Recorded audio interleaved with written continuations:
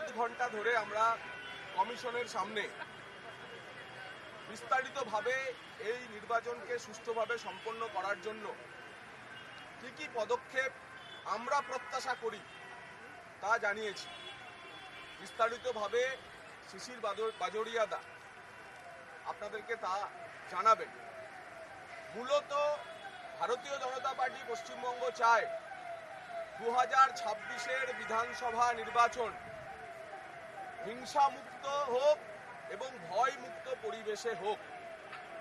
ভয়মুক্ত পরিবেশে হিংসামুক্ত নির্বাচন সংগঠিত করার জন্য নির্বাচন কমিশনকে আমরা 16 দফা দাবিপত্র দিয়েছি এবং তার মধ্যে সবচেয়ে গুরুত্বপূর্ণ যে বিষয় তা হচ্ছে কেন্দ্রীয় বাহিনীর সদ্ব্যবহার।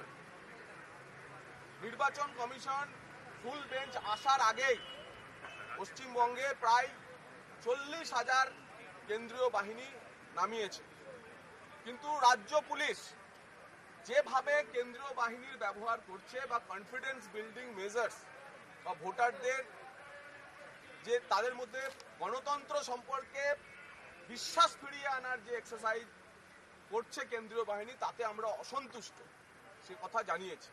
এবং নির্বাচন কমিশনেরই সেই কাজ তা পুনরুদ্ধার করা। যদি হিংসামুক্ত ভোট এবং ভয়মুক্ত পরিবেশ তৈরি করতে হয় তাহলে পশ্চিমবঙ্গ পুলিশ এবং এখানকার সরকারি অফিসারদের যে তন্ত্র কাজ করছে, যারা চায় না ভোটাররা বেরিয়ে এসে নিজের ভোট নিজের দিক, তাদের বিরুদ্ধেও কঠোর, কড়া এবং উদাহরণযোগ্য ব্যবস্থা নেওয়ার আমরা অনুরোধ জানিয়েছি। কমিশন আমাদের কথা শুনেছেন।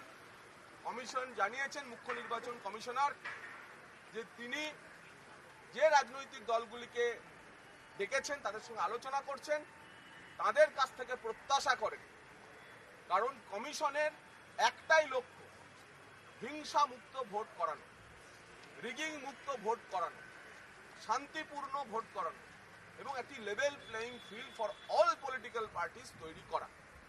তো সেই লক্ষ্যে আমরা ভারতীয় জনতা পার্টির পক্ষ থেকে বলেছি সব রকমের সহায়তা আমরা করব এবং কি কি বিস্তারিত আমরা জানিয়েছি এখন মাননীয় শিশিরদা আপনাদের সামনে বলবেন।